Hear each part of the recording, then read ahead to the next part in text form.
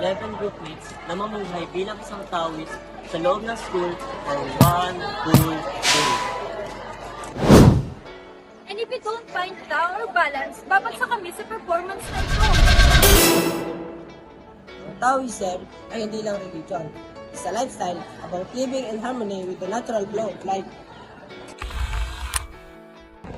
At ito nga ang mga pumasa sa ating challenge.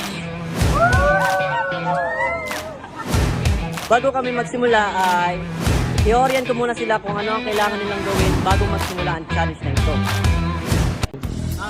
Una natin kailangan gawin ay ito. Una, concept 1, the Tao or the Way. Ito ang natural rhythm ng universe. Para school rules, kailangan mo sumunod sa flow para hindi ka mag-aidan. Oo, ganun. Ang sunod naman ay concept 2. Ito ay ang Wu Wei. Ibig sabihin nito ay effortless action.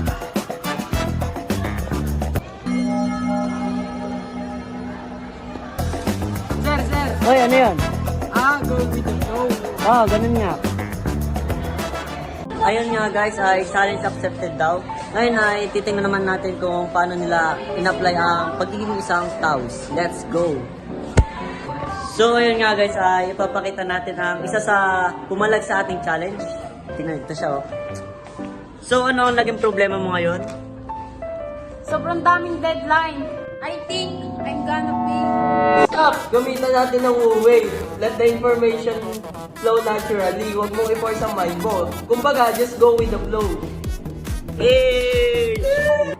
At yun nga guys, tama yun. Dapat go with the flow lang. At dapat talaga ina-apply natin ang Wu Wei. Guys, parang may nag-aaway dito. Tingnan nyo. Hoy! Ano yan? Ano yan? Teka. Kaya nga, tinulong sa atin ng yin and yang para maging balanse.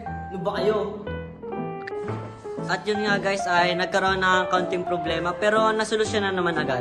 At tama yun, dapat nga sinusunod natin ang yin and yang, dapat ay balance sila. At yun nga guys ay para namang naging challenge success ang nangyari.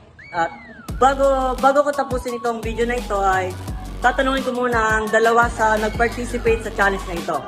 Ito sila. Ano ba ang natutunan nyo dito sa ating challenge?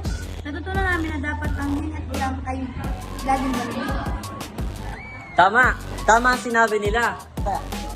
At doon nagtatapos ang aming video. Please like, share, and subscribe. Wow!